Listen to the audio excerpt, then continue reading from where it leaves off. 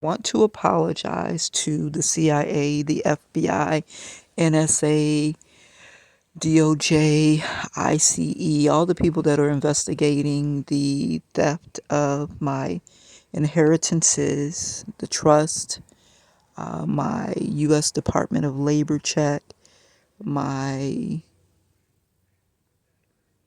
what would you call it, settlement from USF, the lawsuit against USF, and stimulus checks, income taxes. I mean, it's a lot. My mail is still being stolen by my family and not released to me. So I want to say sorry to you guys. You know, last Friday, was it? The Friday before last, I had a little meltdown over there at the Spring Thrift Store after buying me and four of my children coats, gloves, and I bought everybody a hat. I didn't get scarves. Mr. Greatness, a rapper, gave me a no strings attached donation that included a greeting card for Christmas. In the greeting card, there was five $100 bills. And we had a great time because we were fighting with Metro PCS, Ali. They're under new management, allegedly. Ali said they're under new management over on Fowler and 15th, where we started our new account on March 12th after Galvin Emisibe dropped us from his account from the year before. He said Yahweh told him to pay the $15 for each of our tablets, which was $45 a month tacked onto his bill. Now, I'm about to go into the money that I still have not received from Shelly Williams that I had sent to Galvin Emisibe's Cash App because I was interviewing him to be my number two guy for SOS 5 STEM G Academy, my school, my resource center. That money disappeared. He said he didn't receive it. And it kept bothering me. God kept putting it on my mind. So I said, let me report this stuff to the FBI, or let me report this to the FBI, and they can look into Galvin Emisibe's Cash App and see if he got it. If he didn't get it, they can backtrack Shelly Williams's Cash App and see where the money went, because I never got it. If I would have got that money at that time, I could have paid my car insurance, and me and my three girls would have stayed together. We would have lived in the car, still went to the pool and the gym to bathe, and we could have slept in the car and just moved about until we got our house back at 6010 North 32nd Street, Tampa, Florida 33610, that we were evicted from illegally by A Plus Properties. Eric Allen is the owner, and Evelyn Rosado, who I am alleging is a meth head, along with some other meth heads that came in and took out all of our stuff. They wouldn't even give Johnny Will Lofton his walker he asked for, but Johnny was probably in on it, so that might have just been acting. I did get to keep my car that was given to me by Lawrence Alexander Cambridge. The police told me that the sidewalk is public property. You can drive across the street and they can't keep it. Now, my black Buick that I was keeping to give the twins so that they would have a way to get to and from work and just have a leg up and build their life instead of having to be on the bus, they kept that. My flea market van with the inventory inside of it, they kept that. The inventory that I had inside the house, they kept that. I'm thinking about my activist notebook that had my U.S. passport application in it. I had already taken a picture for my USF passport, and all I needed to do was pay the $222. So somebody could have a passport out here with my name and their picture, or they could have put my picture in it. I don't know. I've been separated from my TWIC badge. I've been separated from my security D license. And it seems like it's the big money. They separated me from that. And I'm not sure when it's going to end, but I want to say thank you to the people that have taken my allegations seriously. Those of you out in the world that have been praying for my children and I. The twins and I had to separate, and the two youngest girls and I are still together. And even though we're struggling, we're making it. And so I was at the spring thrift store having an emotional meltdown, saying how tired I was of being dirty, not being able to sit and soak in the tub daily, and how my fingernails always have barbecue ash soot underneath them because we have to barbecue every day in order to get hot food or go to, someplace and ask somebody to buy us a hot chicken or some fried chicken or some hot food, or go to the church. And because somebody tried to poison me at Trinity more than once, I really have to watch where I eat. And when you're getting food from a soup kitchen, sometimes there's volunteers and they're homeless like you or close to homeless, and somebody coming in and sliding them a couple of $100 bills to put something in my plate, or just, them coming and smiling and talking to them while they slyly put something in my drink or plate without the knowledge of the person is pretty easy to do. So I decided to save myself and probably stop eating at Trinity so I don't go so much anymore. The point I'm trying to make is I know you all must have been thinking FBI, CIA, ICE, Department of Justice, Tampa Police Department, detectives that are investigating, private investigators that are investigating. You probably were thinking this ungrateful chick is talking about she need her money for Christmas and she does not know that these people really are trying to kill her. And we are working hard to keep her family alive. And she talking about buying Christmas gifts and taking a bath. She needs a reality check. So this morning, God was giving me a reality check. So I'm laying here a little funky. I have been taking my little bird baths. Every time I go to the bathroom, I have a bucket of water with some bleach and some Tide with Downy because I like the way it smells. And I am washing my private parts and underneath my arms and beneath my breast and my neck to make sure I'm not really too bad off stinky. So I am laying here. My nails are halfway clean anyway. I figured out another way to cook. These YouTube people, they really do a great job of showing you how to live without electricity.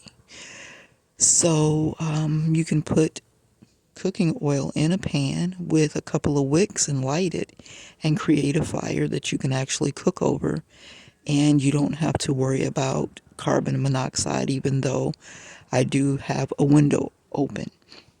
So my belly is full. We went to Amazing Love yesterday and got some snack bags and some plates.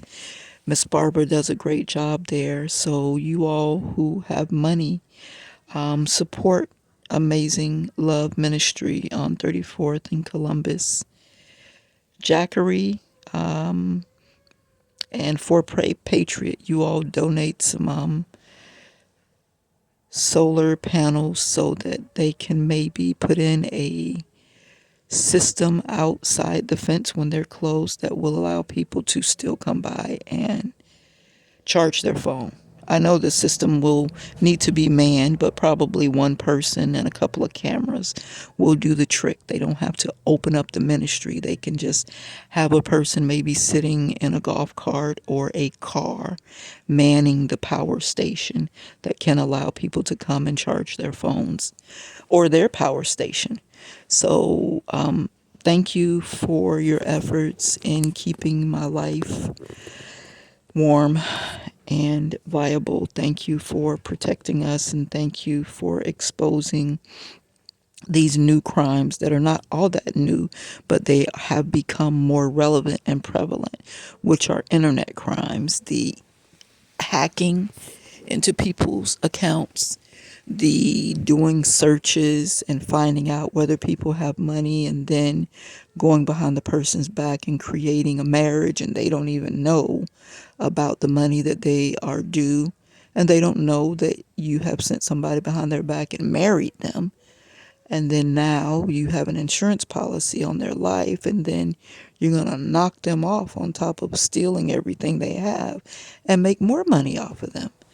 So this needs to be brought to the light, and the Age of Aquarian is washing things and bringing things into clear sight. And I want to say thank you for everything that you do. Thank you for moving the corrupt police, the corrupt sheriffs, the corrupt clerk agents down there in the 13th Judicial Circuit Court. Tamika, Myronica, Christine. There's some other ones that I don't know their names that have concealed the truth. Thank you for removing corrupt judges. Barbara Twine Thomas, who was first a corrupt attorney, and then after she got my right to my twins terminated, they rewarded her, and I'm saying they as in the 13th Judicial Circuit Court, which I don't know if they're connected to a secret society. I have to assume that they are. Chief Judge Menendez was in office at that time. They rewarded her by elevating her to a judge. And I kept trying to get help when I was working on my Associate of Science degree at HCC in paralegal sciences. I kept trying to get help for my situation through St. Michael's Women's Ministry, which my professor told me about that, Professor Sandag. So I was trying to get help from them, and I couldn't get help. And I later found out that Judge Barbara Twine Thomas is involved in that program. And I was even thinking about going to get my law degree from, what's the name of that law college over there? It's in Riverview by the Riverview Pepin Academy. What is that? Is that 301? US 301 is a small law college, the same place where St. Michael's is. And every time I went to fill out the application, it seemed like they were asking me for information I shouldn't have had to present. But I think the people at St. Michael's were trying to get information for my brother to do something sinister to me that he later did do. There is a sealed case in my name, DR-0000142. And because I got pulled over February 9th of 2022 by Kelly Thomas, or Thomas Kelly. It was a Caucasian female and then a Caucasian male and then a black short police officer pulled up on my way to work at Amelie Oil. They took my driver's license and my car tag and said that I didn't have insurance. So, of course, I was cursing Donnie Dwayne Flowers, my fake friend who knew he owed me money and said that he would continue paying my car insurance after Lawrence died. My boyfriend Lawrence died, and he was paying my car insurance. So now my fake friend Donnie was going to pick up the tab for that. I no longer was coming to his house because I felt like he was concealing information. He was not being a true friend, and I felt like he had something to do with my Lawrence disappearing, right? Allegedly dying July 13th, 2020. So I couldn't fight against my good conscience and I stopped going. I didn't think he would stop paying my insurance because I felt like I knew beyond a shadow of a doubt that Harold gave him money for me. But he said Harold told him to tell me, don't ever contact him again, and he doesn't have any money to give me, and he didn't want to help me in any way. So when he said that to me, my soul said, he's a liar and a thief. And I just couldn't fight those feelings anymore. So I stopped going to his house, which I now, why do I want to say affectionately refer to as the thrift store, 1316 East 15th Avenue. I asked him to get a pod and to put all that stuff in there so that, I could set up shop there. I've never lived with him, and he's never stuck his dingling inside of my vagina. I don't know why I feel the need to say that. I think a lot of lies have been told against my character in the background, for whatever sinister reasons. Maybe he doesn't want me to actually have a husband. He knew I was husband shopping and he was supposed to be helping me to find a good man for myself and my children. And I think he really was trying to sabotage that in the background, because when he came back to give me the report of what Harold said, the reason I asked him to do this for me is because I hadn't talked to Harold in at least, I'm thinking about 10 years. And maybe within the 20 years, I saw him once at the library on Dr. Martin Luther King and 26th Street. I think he was working off duty. And I talked to him for a little bit. And my sister Alba talked to him for a long time.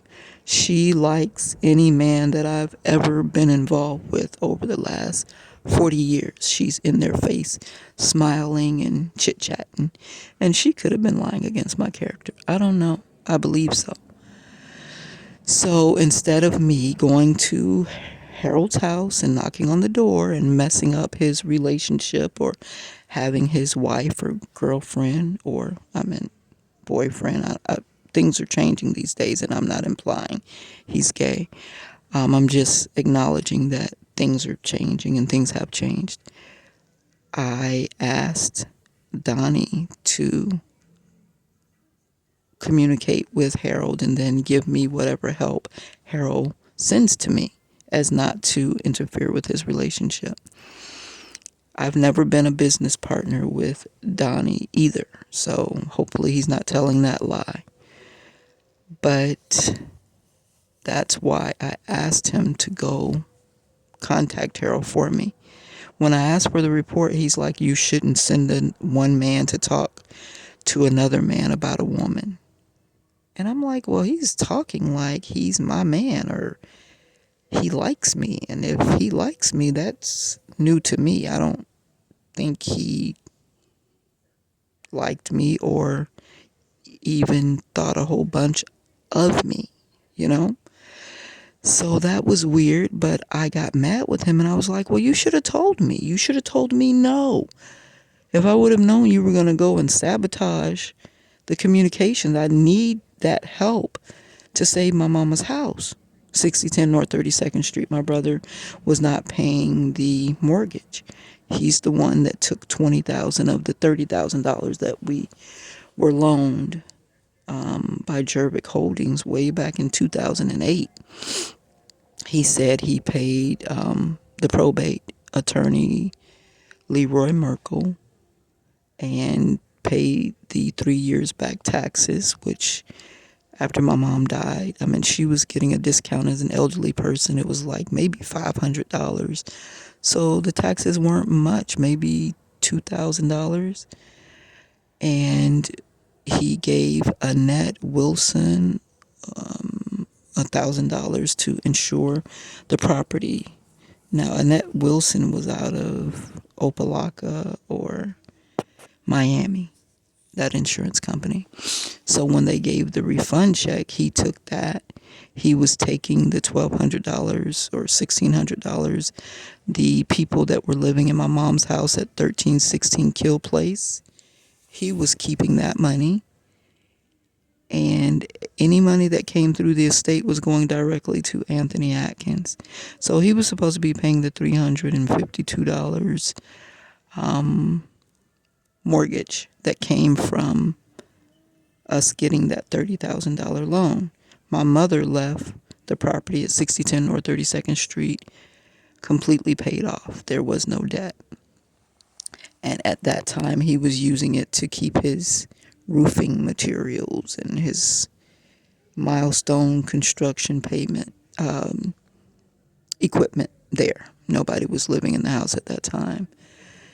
Eventually, Alva moved back. She called me over there talking about, you need to come and get your children's room straight and all of that, because they were going to be living with her in that house.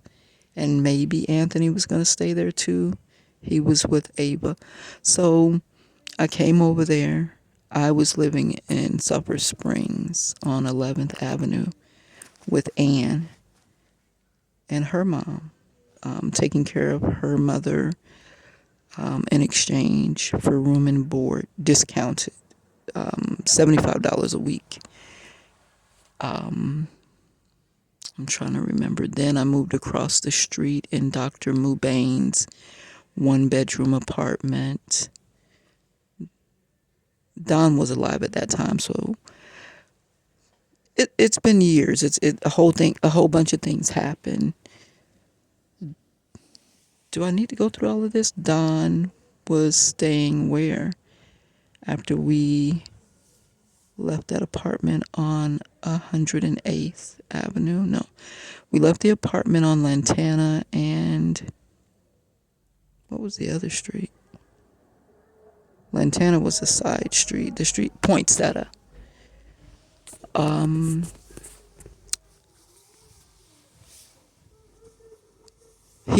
Don was my business partner, Donald Ross. We moved into that apartment and we both paid $400 a month. It was $800. And I was working at Wesley Chapel Walmart when I stopped going to work and requested family leave because of what was happening with Donald Ross and his severe alcoholism. He started drinking 20 beers a day. And I was working third shift, and he would get up in the morning and play Jay-Z all day so that I couldn't sleep. It was like he was actually trying to kill me through sleep deprivation. I still had to get up and go to work and be there by 10 o'clock. And some days I would be working 2 days and no sleep, and I couldn't continue to hack it.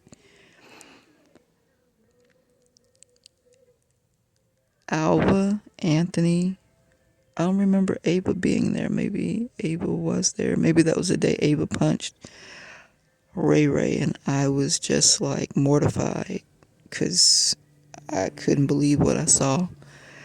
And I didn't say anything, and I want to say sorry, Ray Ray. I started praying for you really, really hard, but maybe if I would have risked myself and jumped in her face and physically fought her to let her know just how much I disagreed with her handling you that way, things would have turned out better for you.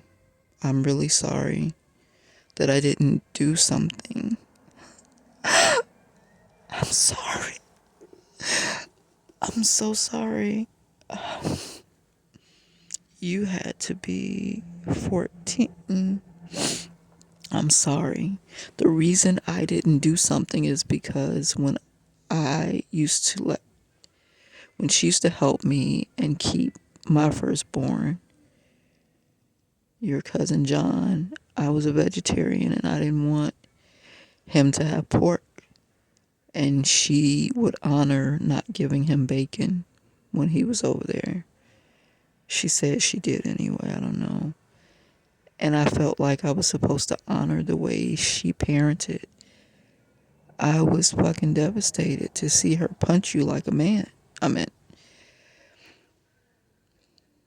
I always tried to baby Ava.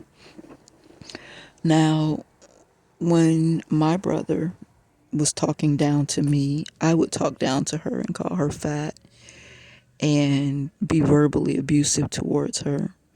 It was the cycle of abuse continuing, domestic violence. And domestic violence isn't just a man against a woman, it's people living under the same roof abusing one another. So, what my dad did to my mom, my brother did to me, I did to your mother.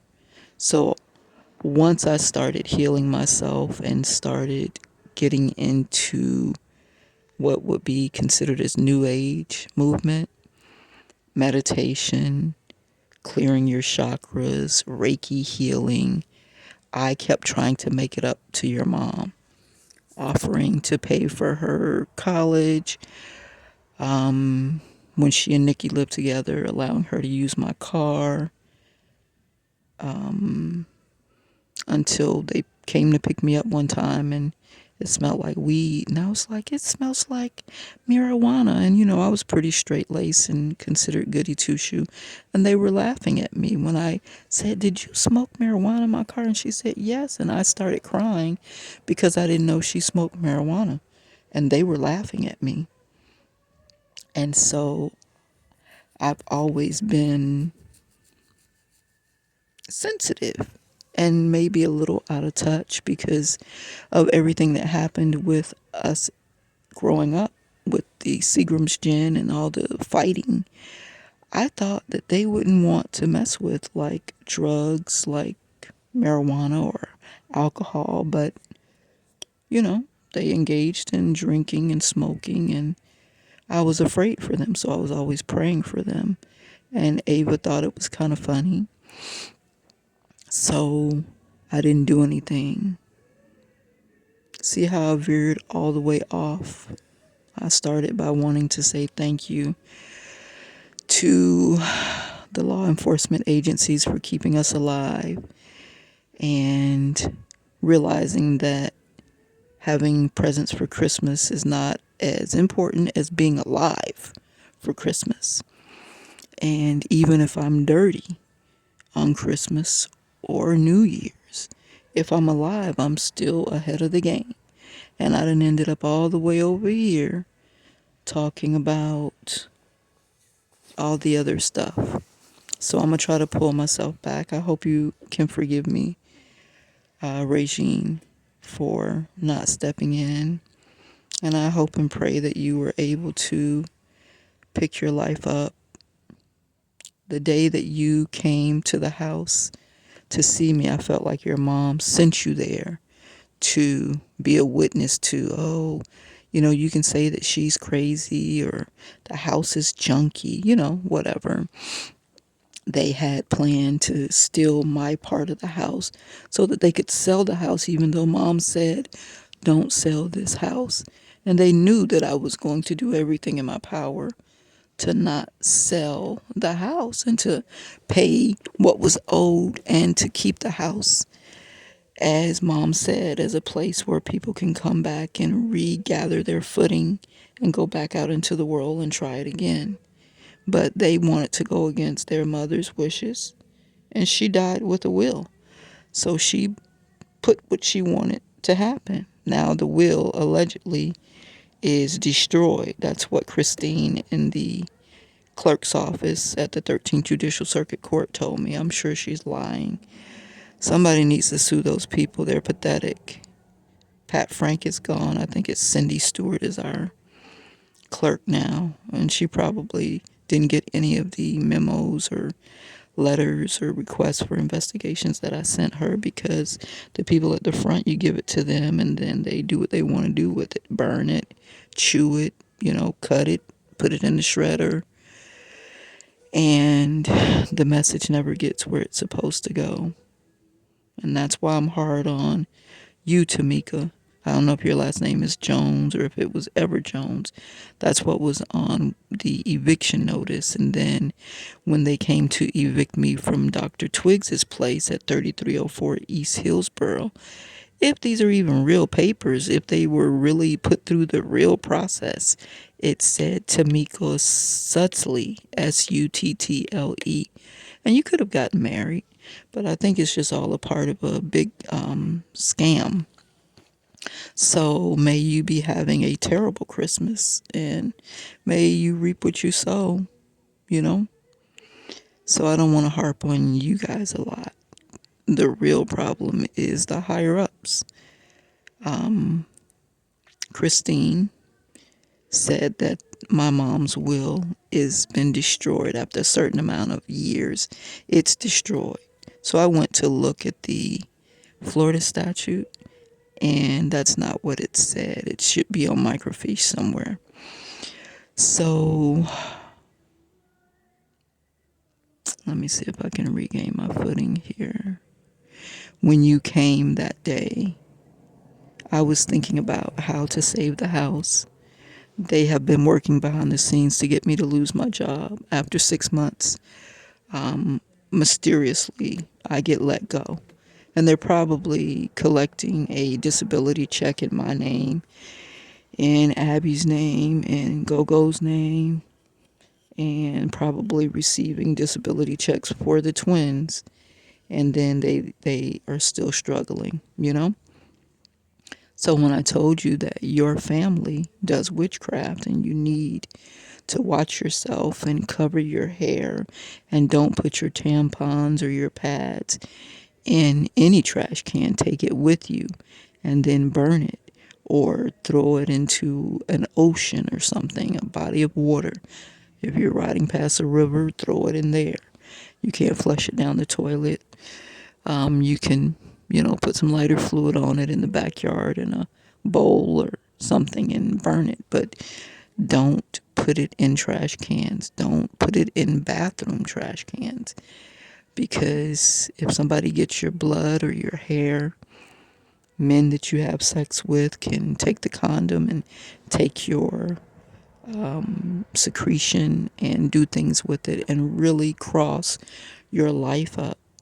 My intention was to try to make up for my shortcoming those 4 or 5 years back and to try to help you protect yourself, telling you to check periodically to make sure you know about any insurance policies on your life, because there's a lot of men that have babies to sacrifice, They didn't really like the lady that they slept with, didn't really want the kid, and if their business falls short or if their life is not going well or they need some extra money, they got married to somebody else and now they need extra cash, they're planning murders of their own seed, of their own children.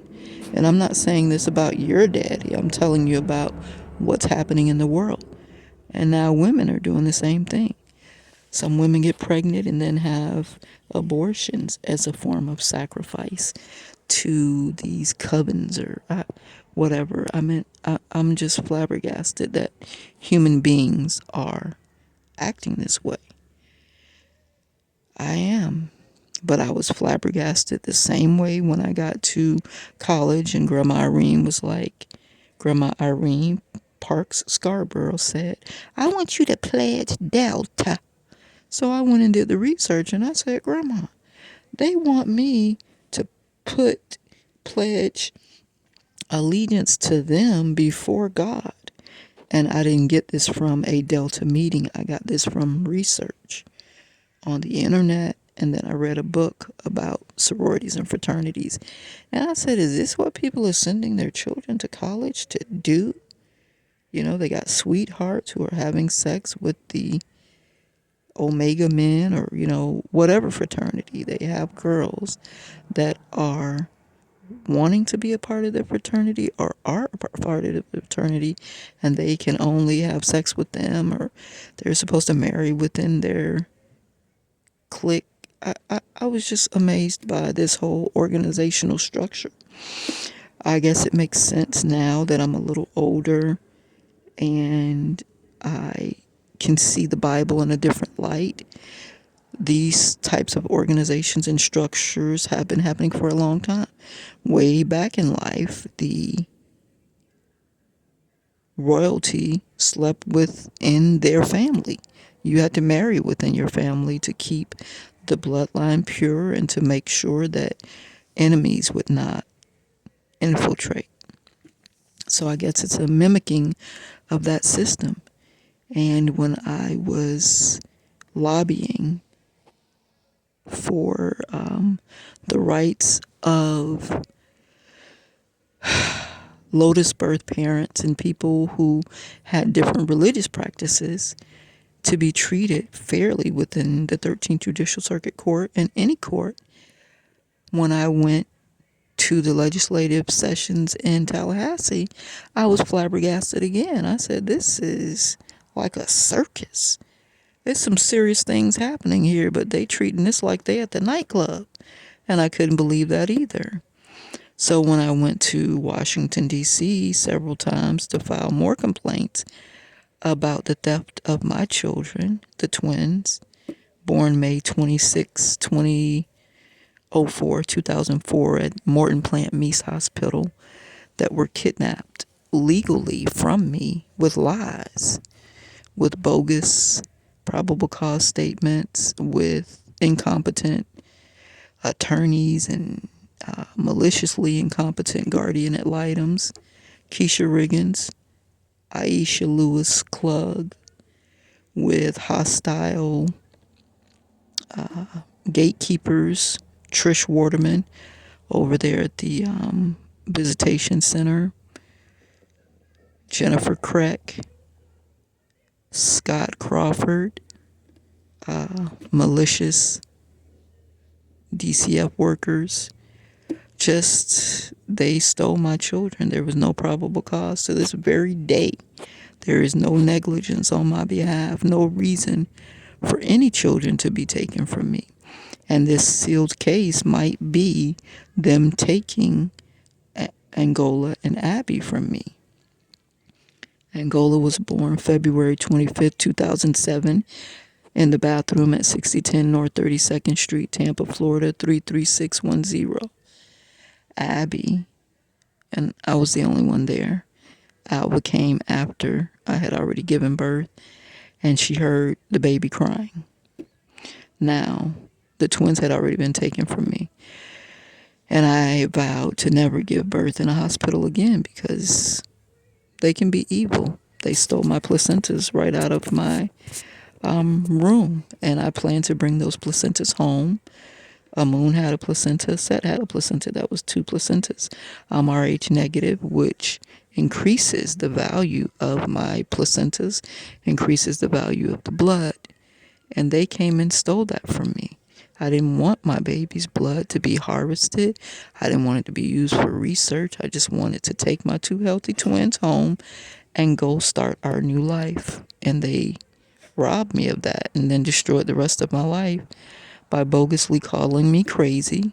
Dr. Gustavo Quadra and Dr. Louis Palaio and Dr. Pettigrew were a part of that. The RN Rose. And then they sent me a sitter, a black lady, shriveled up, all in the face. She sat there trying to agitate me. I would say, can you close the blinds? She would open the blinds. And she kept letting the light in, trying to provoke me so that when I acted out of anger or frustration, they could document that, she's belligerent, she's crazy, creating realities, basically. And then Scott Crawford did me another evil deed. He said, I'm your worker. How can I help you? What can I do for you? I said, well, transfer my case to Pinellas County because I'm going to move over there. This evil demon went and transferred my case to Hillsborough County from Pinellas. My mom was paying for me to stay in a hotel on the beach, which was right down the street from the hospital, so that I could go and breastfeed the twins. There was another evil nurse there that said, your nipple is too big for your baby's mouth. You shouldn't be trying to breastfeed. So I want to condemn you all to hell for separating a mother and her children for whatever malicious reasons you thought it was a good idea. But I already know that karma is going to make sure you reap what you sow. I'm no longer mincing words. I'm no longer holding on to hurt so that you all can benefit. Whatever comes to my head and heart, I'm saying it so that I can get it out, so that I can heal completely. And I'm going to help heal other mothers who went through the same thing and had their children taken from them and had their rights terminated, instead of you all creating a ministry within the hospital so that you can observe the mother with the children and keep them together. You're separating children and you're allowing children to go terrible places and have terrible things happen to them. Why? I'm sure there's something sinister behind it, but let me try to get back on point and close this up, because my whole point was to say thank you to the officers that are helping to keep us alive. And I want you to know that God sent me a premonition a couple of days ago because I wanted to go to the gym. I want to be at the gym. That's been my life. I'm ex track and field, and that's what we do. No pain, no gain. So I was not lifting weights or doing squats because I've been intermittently poisoned even after leaving 6010 North 32nd Street, June 2nd, 2022, when A Plus Properties, Eric Allen, owner, had his property manager, Evelyn Rizzardo, and her other little meth head friends move our stuff out. They used the Hillsborough Sheriff Department to do this. They used the Tampa Police Department to come and commit this criminal act of maliciously kicking us out of our home. And I own 25% of Dorothy Atkins' estate. She left 6 properties. And so I should have received one whole property, but my greedy brother Anthony, and probably Ava, was, doing some greediness in there too. I think she has a conscience, so she might have, self-corrected. But sometimes once you make an agreement, you can't go back on it depending on who your agreement is with. And Alva has proven herself to be pretty greedy too, because she should have gotten me all my mail. If I would have had all my mail, I would have been able to cash my check from the U.S. Department of Labor, get myself, pay for the property across from Potter Elementary that Dave, which I think Dave was a con artist too, was going to sell me for $7,000, buy me a little mobile home, or now they have tiny homes. Something, a school bus. My children and I were going to fix it up and just, vlog about how we turned it into a little home for ourselves and put some money away and do some things. I promised my firstborn a Maserati, so either get him the Maserati or give him, I was thinking 40,000, but now that was back then. Shit, a Maserati now probably cost a whole $80,000. So I wasn't gonna be able to get him a brand new one, but at least present him with, a $20,000-$30,000 check and say, here, you can get you a used Maserati or you can keep the cash. And I want to make good on that. I promised him that for his 21st birthday, and a lot of birthdays have gone past, but I want him to know I haven't forgotten, and I am going to make good on that. So if she would have gotten me my mail, if there were any court dates that I was supposed to attend, I would have been able to attend. But she maliciously made sure I didn't have it. And then when I get on YouTube and complain about not receiving my mail, they send me junk mail and maybe a bill. They waited for a year after they had a car in my name to send it, because I guess they were checking into the statute of limitation. And so now they're going to send me one bill about Nissan being in my name. Well, I haven't went and bought any cars. Lawrence gave me a car, so I didn't need to go buy a car. And before Lawrence gave me a car, my child gave me a car. So I had a 2006 Buick LaCrosse that somebody in my family orchestrated the theft of the key. And they knew that working at the little temporary agencies, I could not really afford a $300 key replacement. And that's what they kept telling me it was, to replace the key with the chip in it.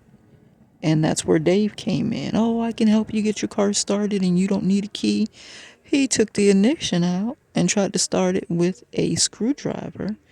And because it had a, what do you call that, integrated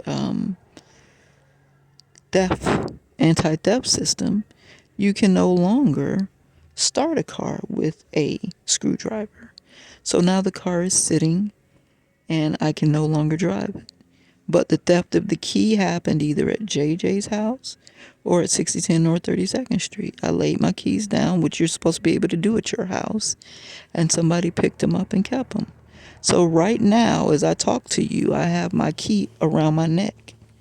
I go to sleep with my key around my neck because that's the only way I can keep up with my key. If I did not do this, I guarantee you I wouldn't have this key right now. So I learned through them taking the key to the Buick, and they did that to me on another vehicle. Oh, my flea market van, my Astro van. Or was I driving the Caravan? I was driving the Caravan at that time. They took the keys to those cars to keep me down. And who does such malicious wickedness, you know? I didn't think that I was around those kind of people. This was my family. So even though we argued back and forth, I wasn't stealing their car keys. I wasn't lying to their boyfriends and, lying and saying they got AIDS and shit so that people would leave me. I didn't try to sleep with their mates. So I wasn't thinking that they were doing it to me when actuality they were. So let's see how to close this up. I've said a lot and I've left a lot of things open-ended. So let me close up the things that I need to close up. Shame on all my fake friends that turned on me for money. Big time shame on you, Donnie, because I really thought you were my friend. I really thought you were my friend. I didn't know you were a liar, a thief, a con artist, a catfisher. I did kind of start thinking you might be homosexual. The fact that we never had sex, but that could have been because maybe somebody told you I had AIDS and you were like, I'm not going to have sex with her. She won't tell me she has AIDS. But it seemed like men were always slowing down when they got to your house and peeking over the fence and shit. That was, odd behavior to me. And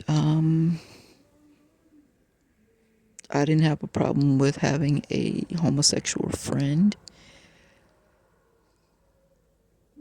But if you were a part of sabotaging my jobs so that I would lose work, if you were a part of trying to sacrifice me to a cult, if you were a part of insurance scams, putting yourself as the beneficiary and then faking my death, or trying to kill me for real, then that's fucked up, man. Too old for that shit. Like, really? I don't know what's wrong with y'all. I mean, you're unhealed. That's what it is. Heal. Sit somewhere and cry. Open your life up to yourself. Tell a stranger. Talk to a wall. Get it out of your system. Get that negative energy out of your loins. And you're probably one of the ones that's going to be going to jail. So, I mean, I guess that's no real place to heal, but it could be. Just tell the truth. Start telling the truth, and that'll help you heal. And you get the Fake Friend Award. You and a couple of others. Thomas Stewart gets the Fake Friend Award. John Waldron gets the Fake Friend Award. James Johnson, JJ, Mr. Otto Glass gets the Fake Friend Award. Johnny Will Lofton gets the Fake Friend Award. He told me to my face, I'm going to break you down. Now, he could have been demonically possessed because he did start acting like he had demons. Lawrence Alexander Cambridge, do you get the fake friend award? Were you putting bleach in my coffee? I don't know what's going on. Did you know somebody was crawling around in that roof? Did y'all talk about it when you were letting my brother come in? Did y'all agree that you would give him access to your house, or it was okay for him to come and try to hurt me? God told me to lay my ass on the floor in front of the door. And that's probably the only thing that saved my life. And I was at your house. I thought you were my friend and lover. Is that why you came in and all of a sudden wanted to be in a relationship? Because I wasn't trying to get with you. I was just trying to have a safe place to sleep. And in exchange, I cleaned up your house and organized shit. And, I was going to help you. You were going to help me. And that's all it was going to ever be. I know how to live with men and never cross that line. I mean, I'm not that kind of person. I don't just sleep with men because they're a man and I'm a woman. I don't do that. Ask Don. We lived together almost 2 years. Donald never put his dingling inside of me. And a lot of people thought I was lying, but I was not lying. I'm just not built that way in my mind. No, it's just not that way. So who else? Because I'm closing out my year. And I want y'all out my system, out my energy. And that's that. Don't be trying to send me no subliminal messages and song titles. We're going into 24 with a clean slate. All contracts canceled, known and unknown. You understand? And y'all stay out of my energy. Stop trying to suck my energy. Leave me alone. It's 8 billion people out here. Go find somebody else to pick on. Dennis Brown, and Dennis Brown was a friend in passing. I met downtown. He was homeless and sleeping out there. And I don't know, for some reason I felt compassion. I was there one day filing paperwork, dirty toes out, and I struck up a conversation with him. That's never been a love interest. Anthony Johnson, we used to pay him $10 to sleep on his couch. We thank him for his compassion. He was in a wheelchair, so I figure, I'll help him in life. He'll help me. It's never a boyfriend and girlfriend thing. It's survival. And thank you for allowing me, my children, the cat Chip, and the dog Dash to crash at your pad. Hoping you didn't do anything malicious to me or against my name. You asked me to bring you your laptop when you were out at that nursing home on Fletcher. And God told me don't go up there. So you did something foul. So my daughter, Aset, walked your laptop in to those people because God told me don't go up there. And later, John Waldron, yeah, you get the fake friend award too. John Waldron accused me of going to visit Ernest at that nursing home. And I never went to visit Ernest at that nursing home. So whatever's going on, somebody stole Mr. Ernest's money and maybe he was trying to pin it on me. It was not me. It was not me. So I'm giving out all of these bad friend awards. And who else helped us when we were? Thank you to Amanda or whoever's over Grand Wash on 34th Street. We slept in that laundromat many nights. And I'm going to say thank you to Dr. Twiggs, even though Dr. Twiggs did me dirty and accused me of breaking a window to get in that building and breaking into that building. I did not. That door was already open. I meant open, like I didn't even have to touch a doorknob to walk in there. But we did walk in there and take up refuge. And then we later talked to Dr. Twiggs, and he was going to give me a price for the year that I could pay. And then you evil bastards stole all my money, and you evil bastards know who you are. You mail thieves. If I would have been able to pay Dr. Twiggs, we would probably still be in that building. And we pretty much liked it there. We probably would have already gotten the electricity redone by now. But we're somewhere else now, and we're still alive. That's the important part. So I'm going to say thank you to Dr. Twiggs for letting us use your building. And we took pretty good care of it.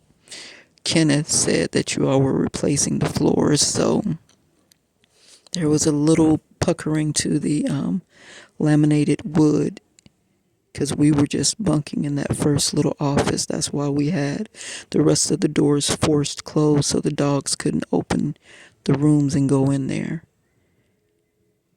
And we put paper and stuff down for the dogs to use that kitchen area as the bathroom when we felt danger and couldn't go out because the crackheads were in the backyard, which was almost all the time. But I'm wagging my finger in your face too because you shouldn't have put me out, Dr. Twiggs. I don't know, maybe you were trying to save my life. There might have been something going on. Sergeant Stein, maybe you all were trying to save me from one of these death threats. I don't know. Everything that's going on. And Spirit only tells me what I need to know. If I knew everything that was happening behind the scenes, I probably would not be as calm as I am right now. But every morning I get up and I look in the sky and I say, I trust you. If you can throw a sun up there, a moon, and all those planets and everything's still in balance, I trust you. So I choose to believe there is a creator that created the earth. I can't even force myself to believe that, things got heated up in a pot and they got so hot that a big bang happened and then chaos turned into creation.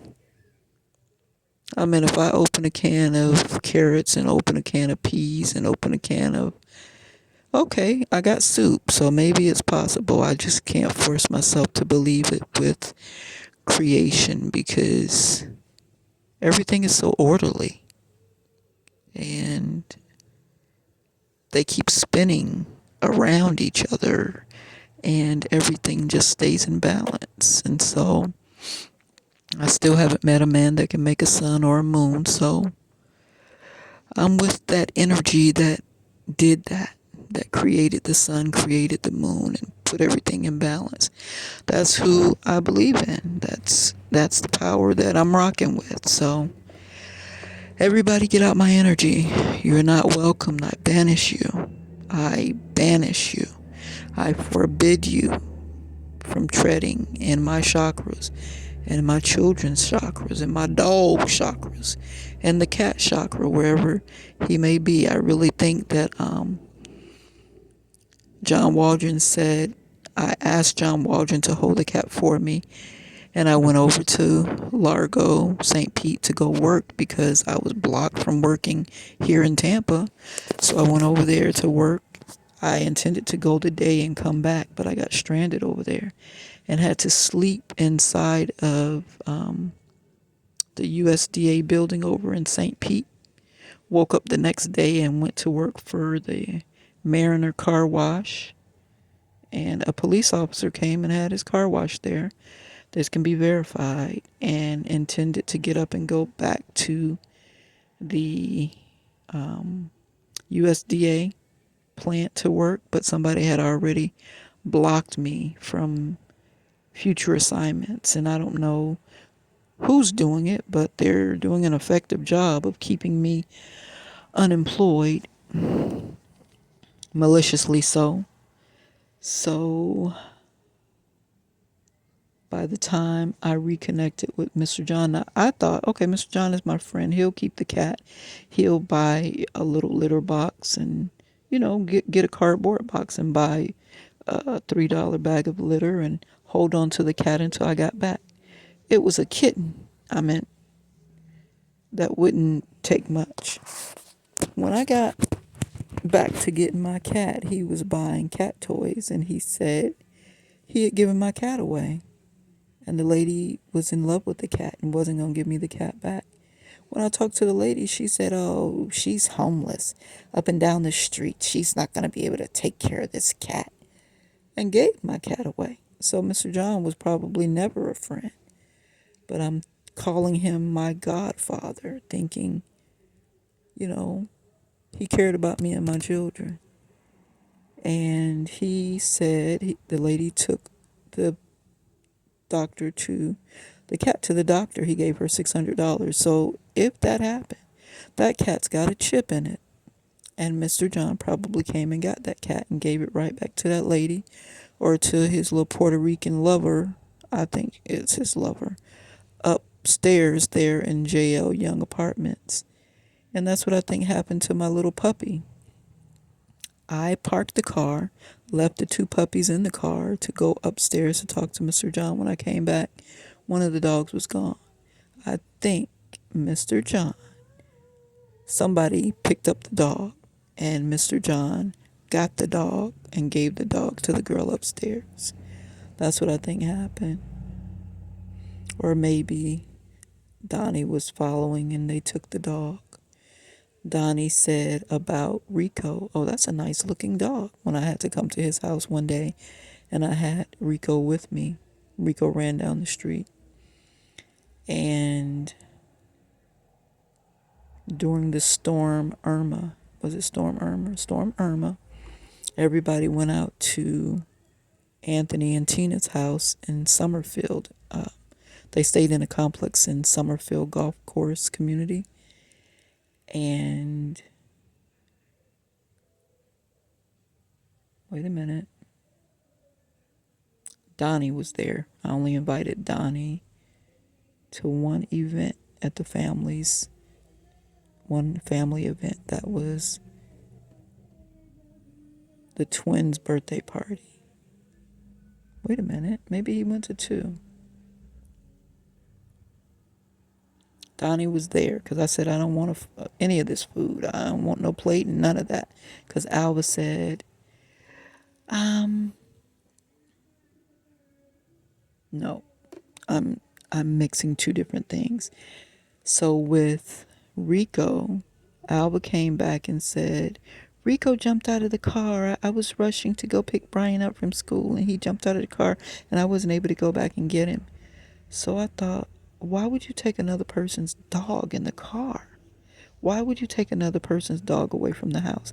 And Alva, she act like a crackhead. She'll sell anything for $20, $50. That was a quality dog. So she either gave that dog back to Miss Green, who lived next door to us on Poinsettia. And when we were in the apartment on Poinsettia in Lantana, we got the dog from Miss Green by default because he was having sex with his daughter, which was Angola's dog. Miss Green gave Angola a dog, a white pretty dog, little Chihuahua, which when Rico was in heat, he came over there and he kept barking, barking, barking.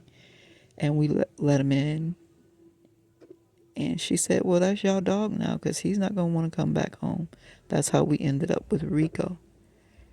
And the same disrespect. So that's just the circle going back around. So that's where that dog is, probably Miss Green, not Donnie. Don used to pick that dog up and take him in the car. And Miss Green told us, "Don't pick up the dog. Don't bother the dog.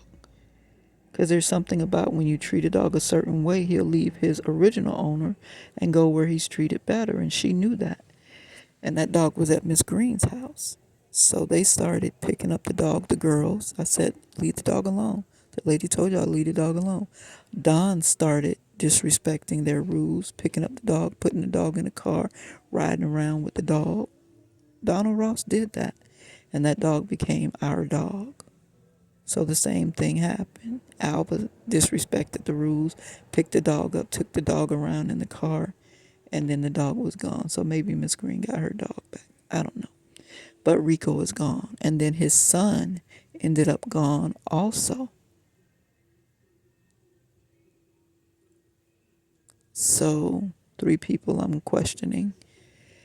Maybe Mr. John took the dog and gave it to the Puerto Rican upstairs or to his niece Margie or somebody in that J.L. Young complex.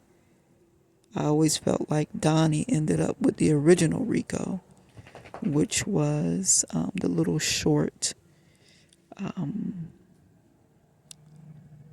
what was he mixed with? He's a Chihuahua mixed with Jack Russell Terrier. But he was one of the baddest, most smartest dogs you ever wanted to meet. But he's gone now. So Mr. John gets the Bad Goddaddy Award. Thomas Stewart, I said. James Johnson, Johnny Will Lofton.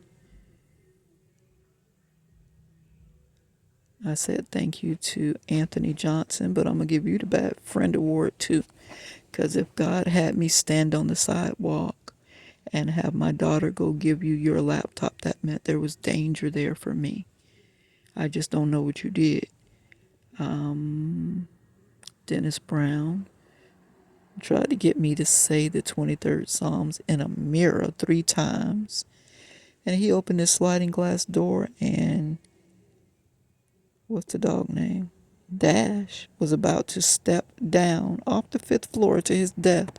And I grabbed him and pulled him back.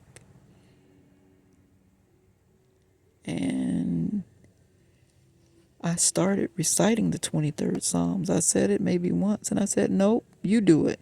Because it didn't make sense to me. He's telling me I got some kind of demons or something. So I want to make sure you're out of my energy. You get the Bad Friend Award. Letitia Karima Penn, you get the Bad Friend Award.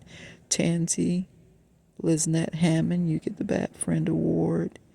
Angela Martin White, you get the Bad Friend Award. Let's see, there's some more females. Veronica Davis, you get the Bad Friend Award. I mean, Miss Veronica is 80 years old. She might have, I think I used to call her my godmother, so you get the Bad Godmother Award. She lived across from Lawrence. Carolyn lived next door. Miss Lottie lived directly across. Then she lived next door to Miss Lottie. And there's a lady up the block that used to make him soup. She lived maybe 2 houses from Bishop Howell's church there on Hannah and 30th. I'm going to give her the Bad Friend Award too. I called her when he was sick and he said, don't tell nobody I'm here. Don't tell nobody I'm here. I'm like, wait a minute. Lisa, your niece, calling to threaten to fight me, and I need to know where you are. So I'm like, you know what, Lord? I'm going to let Lisa's brother know he's in here and tell him to come and look and verify, because I try to not get myself into conflicts. So I had to ignore Lawrence and let Lisa's brother come over and see that he was in that house, because I don't know what was going on behind the scenes, but I know I'm too old to be trying to fight people. I'm not going to fight. I'm going to do something, but it won't be fight. And then she started talking about they shouldn't trust you being in the house. I said, you probably shouldn't trust anybody, but I'm not trying to do nothing to y'all. I'm not trying to do nothing but help. And things went very left from that point. And maybe I should have said, well, I'm a trustworthy person. But I wanted to tell the truth, which is, you really shouldn't probably trust anybody. But in trusting somebody, I'm definitely a person worth trusting. So maybe I worded that wrong. I don't know.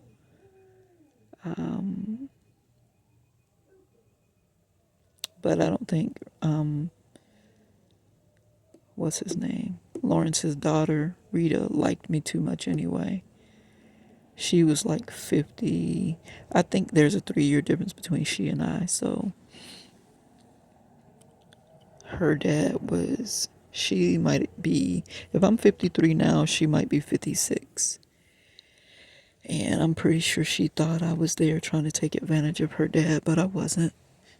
I didn't even try to date her dad originally. I just needed help. And I figured I could help him and he could help me. So I said, can I clean up around here and you pay me maybe $50 a week? It started out like that. And then after he started meeting with my brother, he came in a very happy mood and said, why don't we date? No, no, no, no. That's when he came in and said, why don't we get married?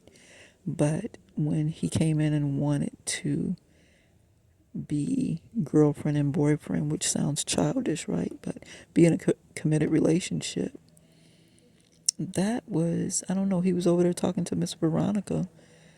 And maybe after me being there for 3 weeks, it was his bright idea. I don't push up on people for the most part.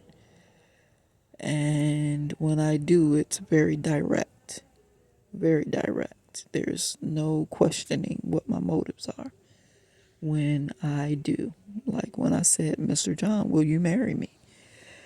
I wanted to marry Mr. John so that I could have access to his knowledge. I want to heal people, and Mr. John has in his brain everything. And then on his bookshelves, he's got the books to back it up or to get information if you need it. You ain't got to go to the medical library at anywhere. You can just reach on the bookshelf. And I wanted to be connected to that. But Mr. John said no. He said no. I said, okay. That was that. Johnny Will Lofton is deceased. I went to his sister's house last week, and the neighbor said he died sometime in September. But he could have faked his death. I don't know if he's dead or not. I would say he faked his death. That's what I believe.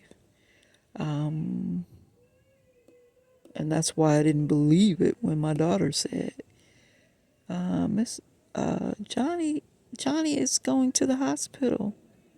I'm like, what you telling me for? Every time I see Johnny, he trying to curse me out. So he obviously does not want me in his presence. And then she said, Johnny died. I was like, child, please. They just lying because he was the last one to be around Miss Erlene, who lived across the street from the Good Samaritan, which is where I dropped him off on a Good Friday in 2021 because he was at my house cursing me out because I wouldn't let him come in the house. I said, Johnny, you got demons. Now, you might not believe me, but you do. And he just kept getting worse. So I said, Lord, you got to find me a place. I can't just abandon him. He did let me sleep on his couch after Lawrence died, and they were trying to kill me and chase me down in this car. I thought it was his daughter Rita trying to get the car back, which he gave me the car. And he wanted me to have the car. She wanted me not to have the car, but it was his car. And he wanted me to have it. He did everything he went with me to go to the places, to make preparations for me to get the car. He wasn't there when I did the inspection over on Hillsborough on 56th Street, but he had already been there with me to do what needed to be done. And I wrote up what needed to be written up. Melissa at his insurance company, State Farm, notarized it.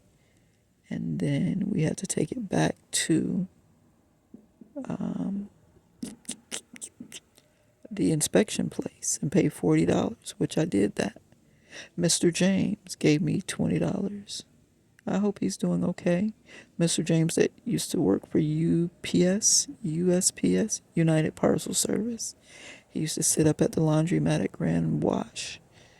And then he used to work at the pawn shop, Mr. Money Pawn Broker on Hillsborough on 34th Street. So now, did I include everybody? Oh, because he told me I was the last one that was with Miss Erlene. And then, we sat right here and we drank, Parmesan, and she was saying she wanted to quit using drugs. And then the lady ended up dead. So I was wondering if he was a part of that. Now, I might have said that on a YouTube video, and that might have brought him some heat. I wasn't thinking about that. I was just telling the truth. And then I figured he probably just faked his death and got out of harm's way. He was dating, he said, the most voluptuous woman at the Good Samaritan, which was Mary. Now, Mary looked a lot like the mahogany black that used to rent a room from me way back in 2004 or 5, because I was going to court a lot with the twins. That's when they were stealing the twins from me, legally stealing the twins through the 13th Judicial Circuit Court. She and her son, Moshood had to be about 8 years old then. They rented a room in our house at 6010 North 32nd Street for $50 a week. And I would give that money to Mom for the twins because she had custody of Amun and Aset, my twins, while I was going to court to get the corruption exposed. And I thought they would give me my children back, but they did not, and terminated my parental rights with my little court-appointed attorney. What's that bitch? I'm sorry. What is her name? That lady. I'm going to have to try to figure out how to move that out of this. How to bleep that out.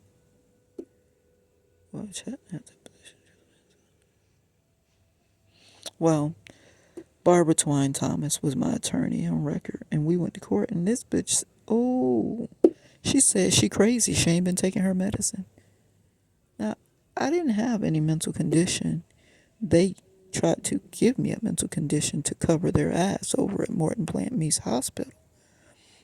What they had was an angry activist that was in their shit for stealing my blood and stealing my placentas. That was my property. I had the right to take it home with me. And they stole it. So they knew they effed up, and they were like, what are we going to do to cover our ass? Well, let's send the psychologist and psychiatrist in to say she's crazy. And I've been living under that curse ever since then. So Dr. Louis Paleo, Dr. Pettigrew, Dr. Gustava Quadra, y'all owe me some shit. You need to go get some money and send it to my children for Christmas. You owe me more than that. You owe me a whole life. You owe them a whole life. Their life would have been far better if they had been able to be raised by a loving mother who's homeopathic, naturopathic, psychic, and very sensitive. I would have probably had my school. And shame on you guys. Really. You too, Dr. Lisa Gaze, because you could have straightened shit out and you decided to go along with the bullshit. And you too, fat ass Dr. Alberts. So this, I could keep going on and on and on. There was another psychologist or psychiatrist. I did eventually go and see a psychiatrist, Lisa Vaz, when I was pregnant. So I want you out of my energy too, and hats not off to you because you did something sadistic too, you little short bitch. She stayed on 40th Street. That whore did something against me. Dr. Lisa Vaz, V-A-Z. I almost forgot about your little short ass. Okay, let me stop talking like that. No, I'm trying to heal myself. I'm not really trying to help you guys or be concerned about retribution, I went to her because my dad died and I was devastated. And instead of her talking to me about my dad, she was always talking to me about the children in my belly and where was their father and do I have health insurance? Like, Bitch, I came to talk about Arthur Atkins horror. What are you trying to do? So Lisa might have been trying to get custody of my children. That's what I think. Or get custody for a friend of hers. But it didn't work out because my family, they the same kind of people.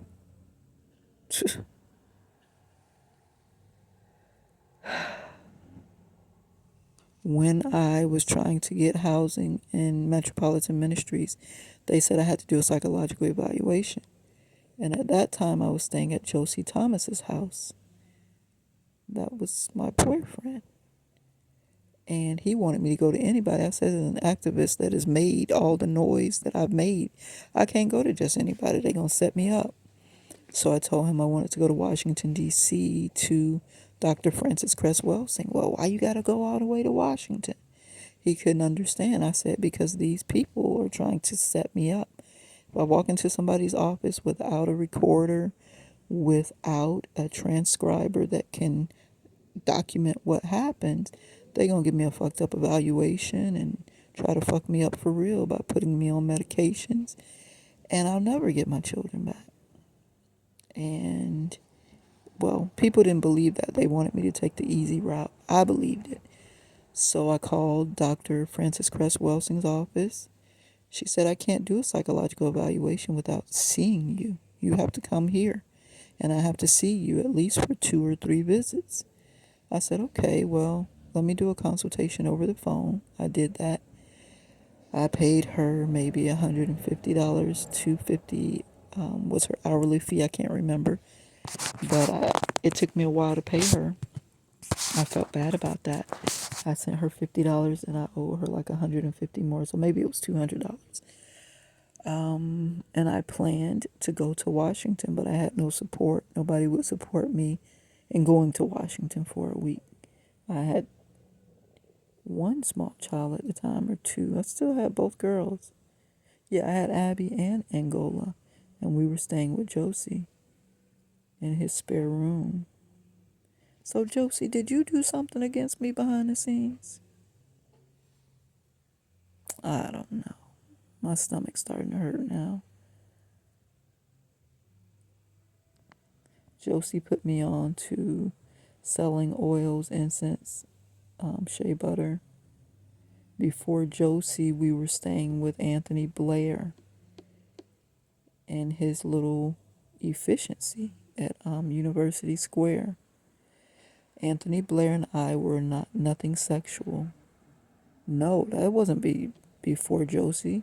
That was during Josie. So Josie started spazzing out for some reason. I don't know why. Something happened. And he started treating me awkward, uncomfortable.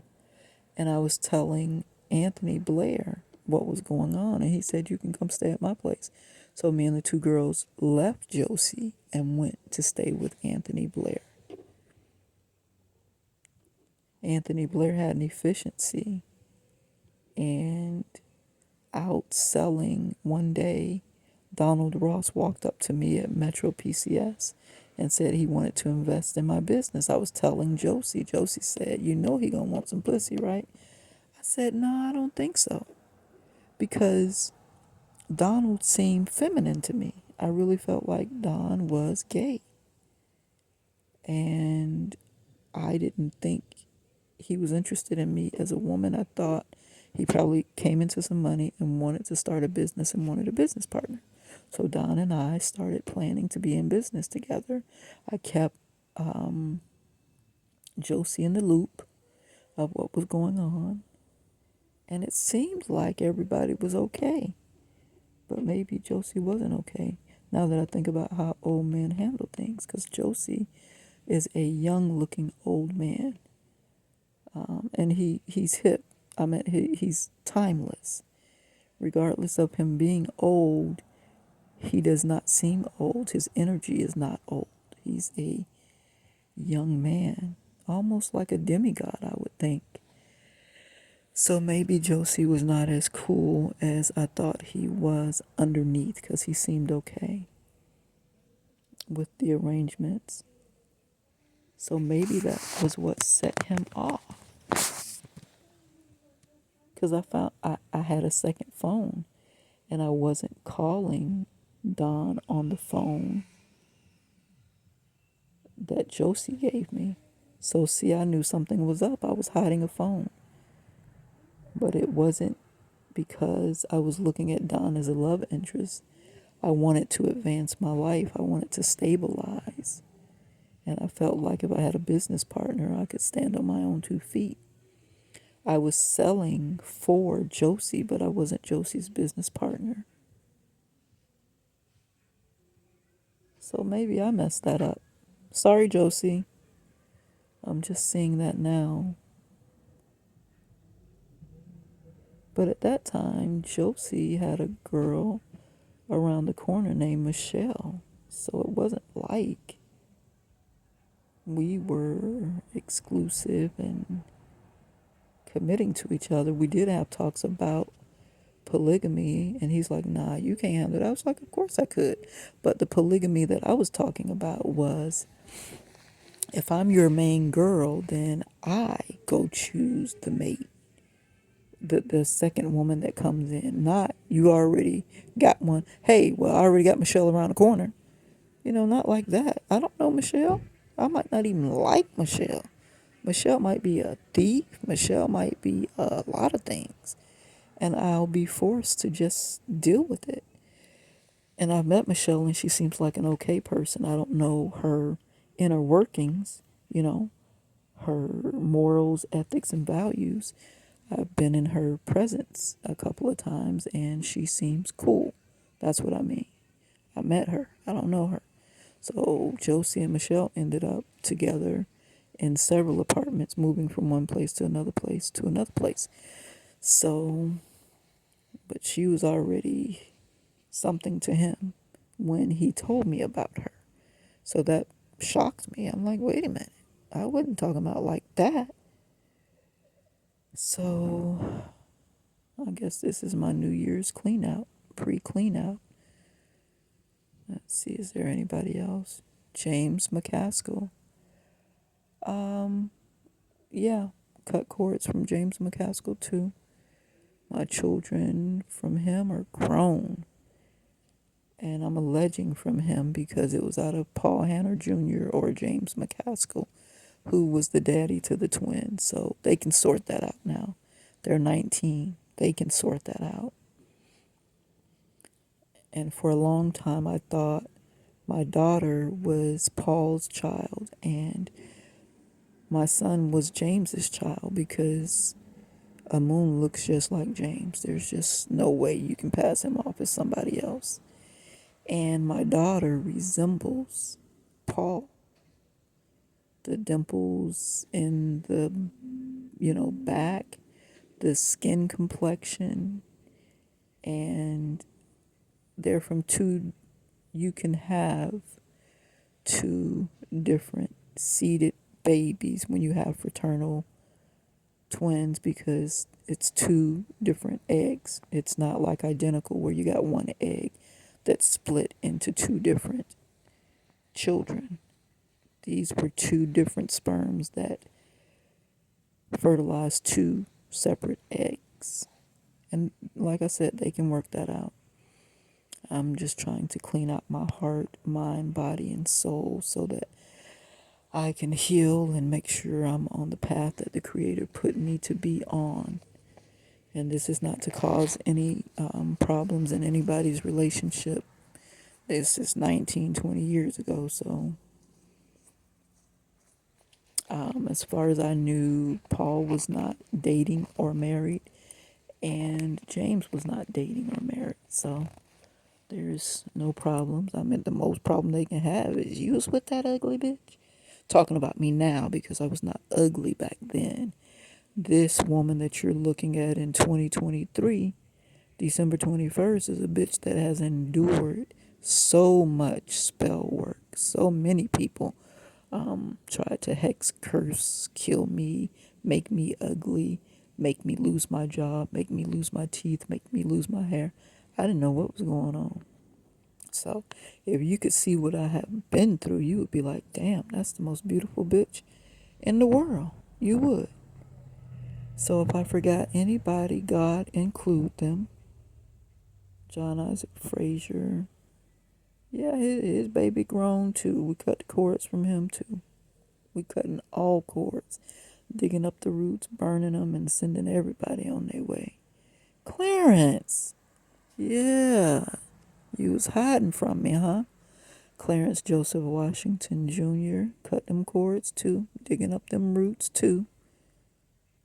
And I guess I have to dig up roots from my sisters, Asia and Alma. The children can still get to know each other, but I can't afford to let anything be a hindrance. So I'm digging up the roots from Asia and Alma, his sister wives that I met back then. I did not join, but I just feel warm, fuzzy feelings in my heart when I think about those two women. And I want to thank you all for helping to grow me and grow my thought process. But I'm still wanting you out of my energy, digging up the roots. I don't know enough about either of you. We didn't spend a lot of time together, but the time that we did spend together was very impactful. The information you gave me, I still hold in my heart. West, I got to dig up them roots from Wesley Allen to the astrologer. Yeah, Elizabeth too. And Elizabeth seemed real cool, but I don't know what the hell is going on. So I don't know where the blockages are. I'm trying to get rid of everything. Ava, Alva, Anthony, get it out of there. My family as I know it. Catherine Henley and Uncle Pumpkin. Gideon Henley, aka Uncle Pumpkin. Digging up them roots. My cousins, Toy, Tasha, Tammy, Smith, from Uncle Wallace Smith and Auntie Nazarene, digging up them roots. Get that on out of there.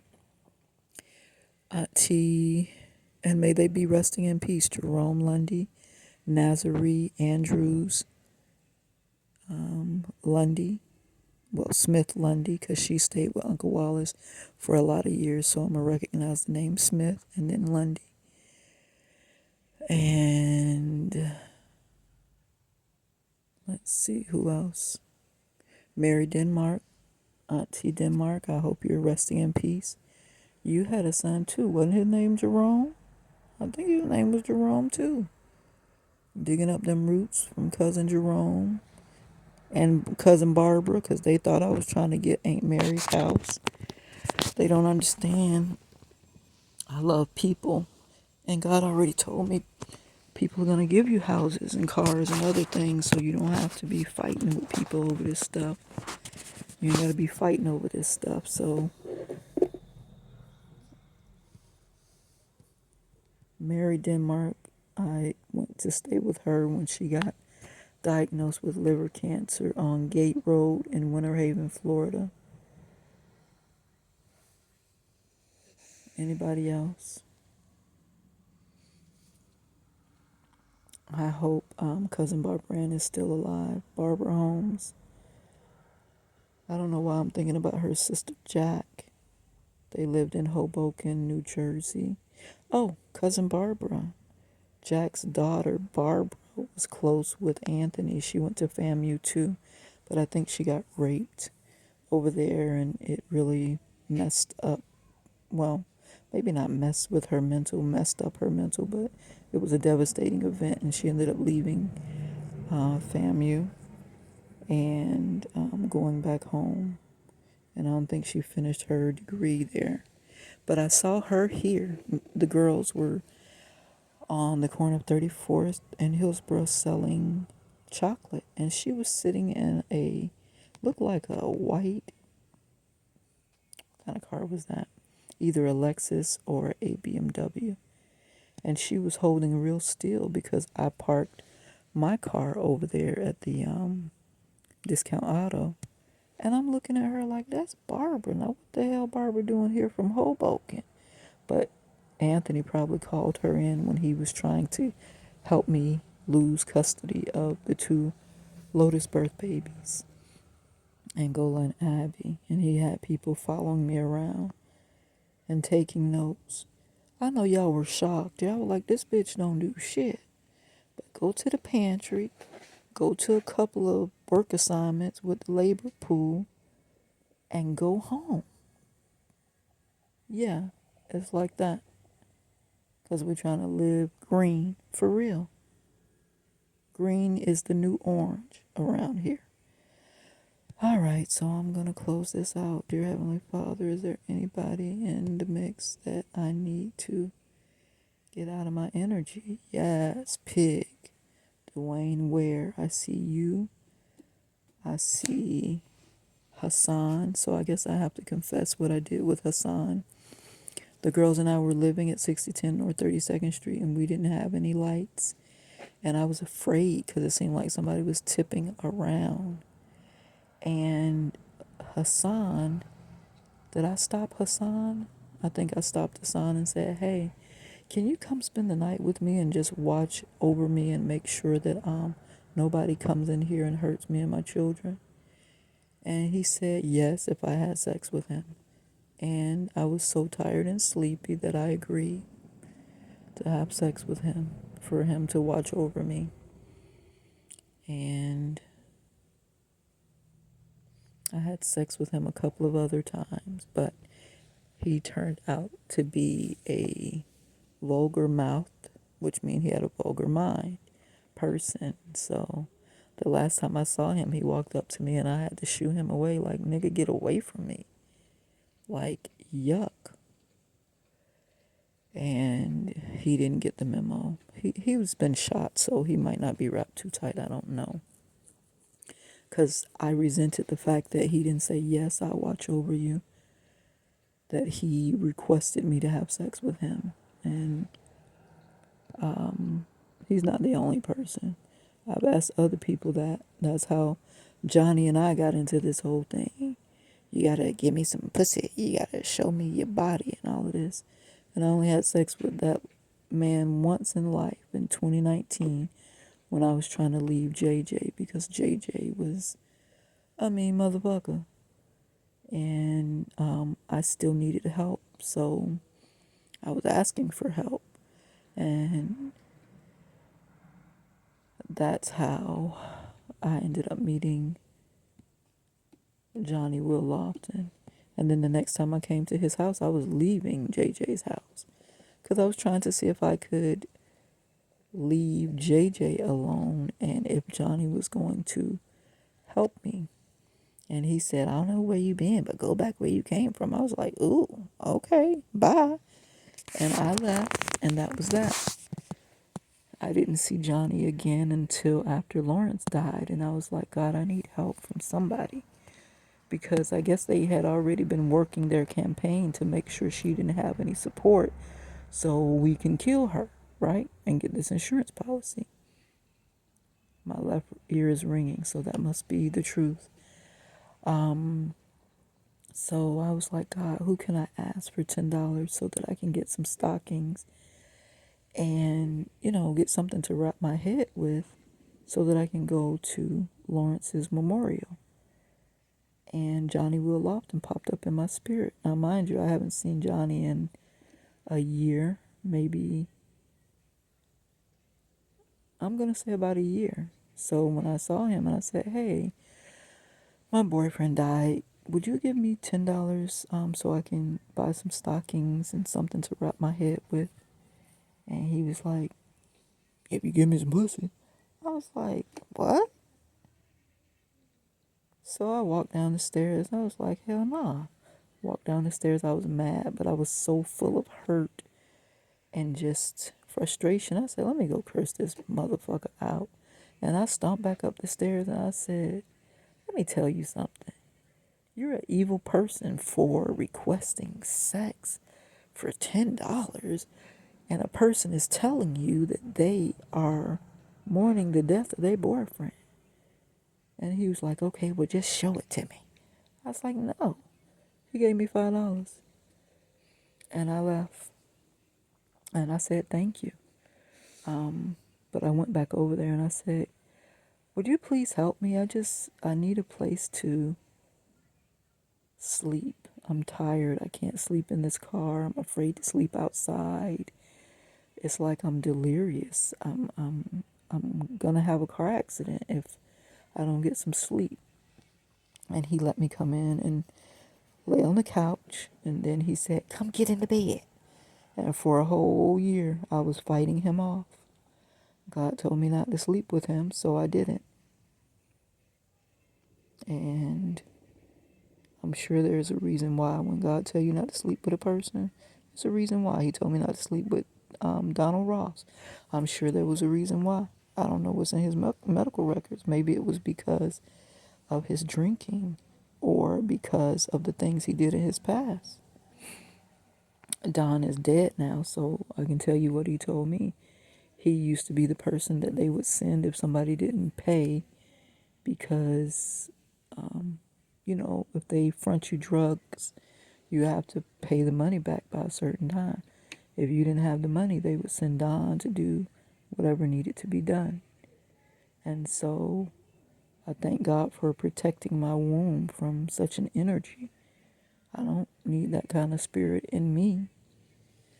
Oh, Abraham Vada Jones popped up in my head.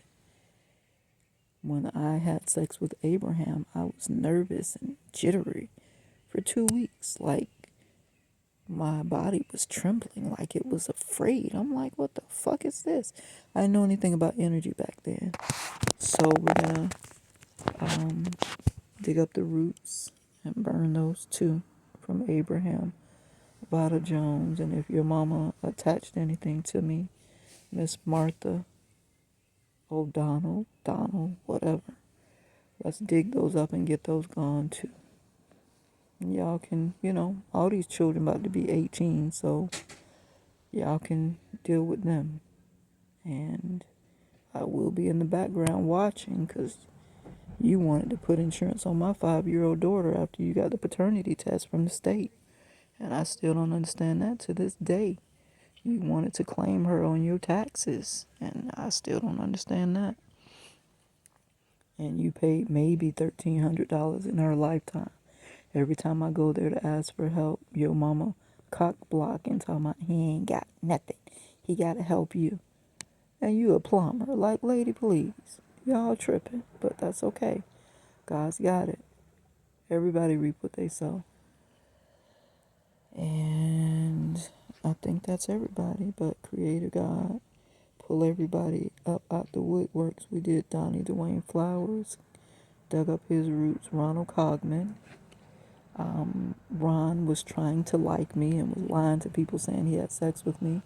To this very day, Ronald Cogman has never had sex with me. However, let me see. Can I say this, Lord? I want to get it all out. I did put his dingling in my mouth once in life, in my hand twice in life. Condom covered. Natalie Renee Carnegie asked me to watch over him. I tried to see him like a little brother, but Don wanted to be in a relationship with me. I was not interested in that. Brilliant person, but I believe Don is going through the same thing I'm going through. People putting voodoo and roots on him. And I thought I could save him. Wasn't able to. So, I think I've emptied out the closet. The closet is empty. Is there anybody else?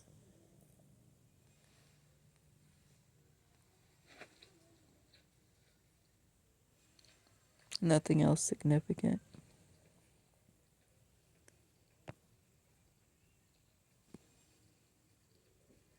All right. So I should be clear. My energy should be clear. All right. Raziel, Zadikael, Hanael, Uriel, Puriel, Ariel, Shamuel, Metatron, Sandalful, Vehuel.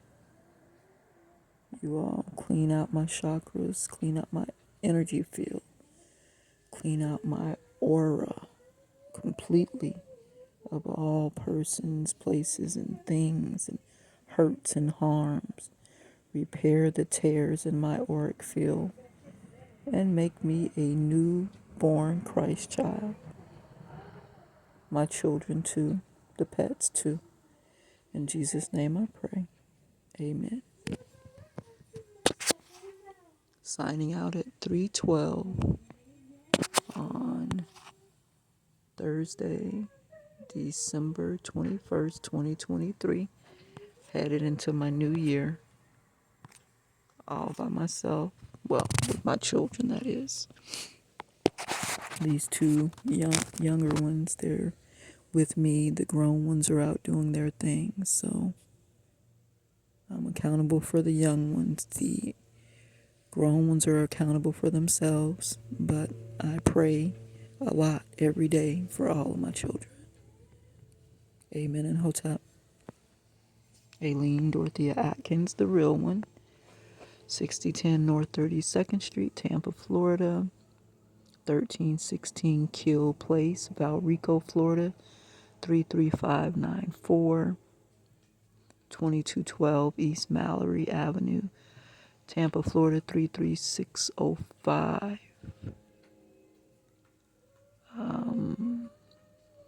What was my address at Ann's house? 69 something East 11th Avenue.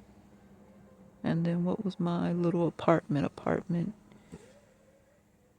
A on 11th Avenue under Dr. Mubain's property. And Emma's house, New York, Harlem. Roxbury, Millie. Oh, thank you, Lord. Okay, so we're going to ask that any Millie Henry and Amar Keller, I'm going to dig up those roots, burn them, and throw the ashes in the river as an offering to Oshun.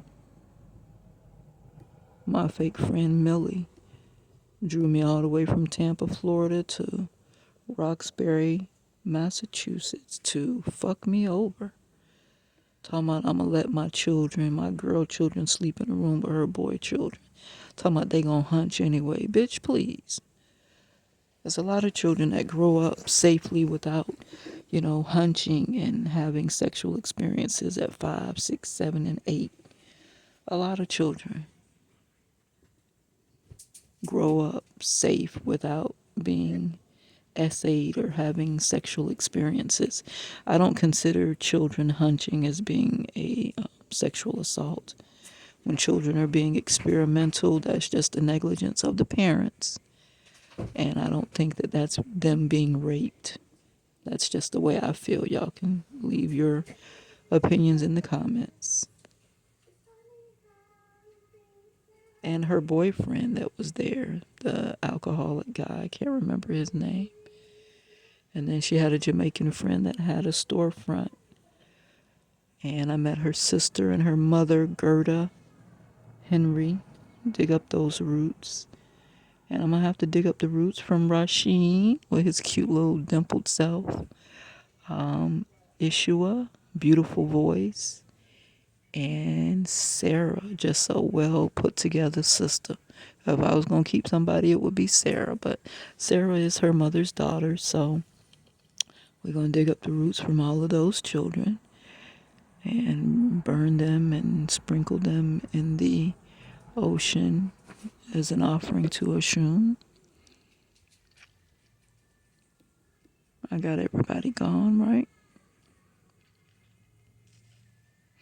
But me going to Boston, Massachusetts gave me an opportunity to go 2 places I wanted to go ever since I was a little girl. Cambridge,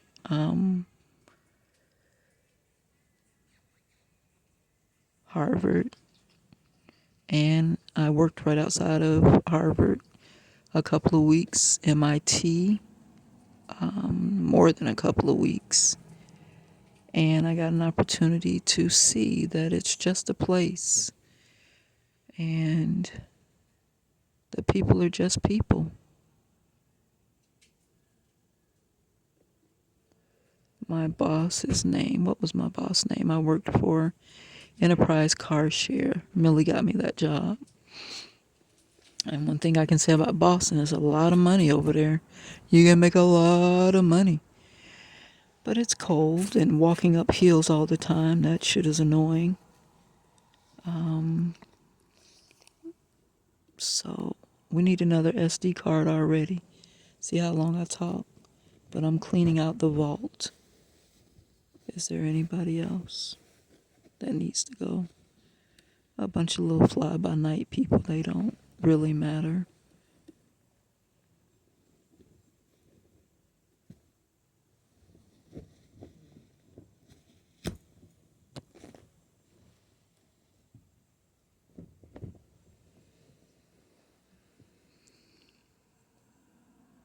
Guess that's everybody.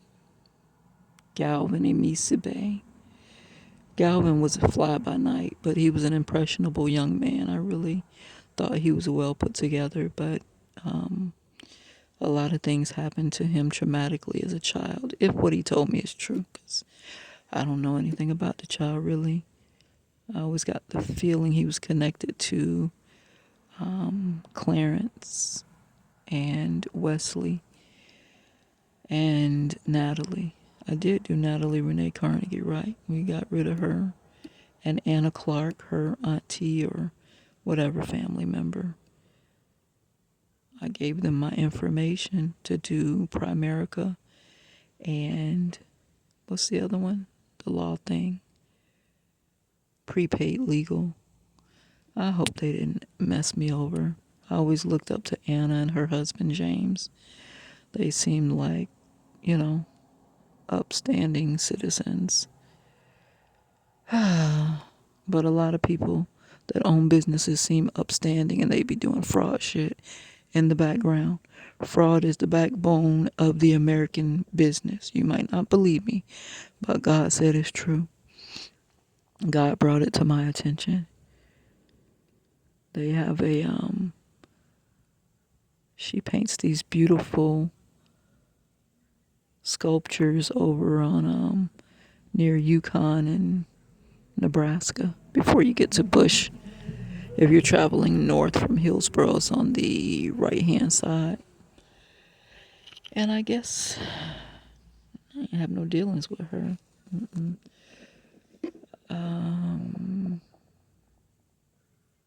That seems to be.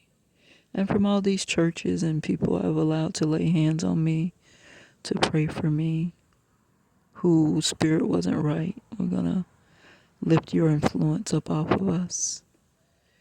And if you've been out of my life for 20 years, then I'm not even bringing you back up. So the people that were in my life as a young woman before 30, I'm not even going to mention you. Let's see. Is that everybody? That seems to be everybody. Everybody's significant.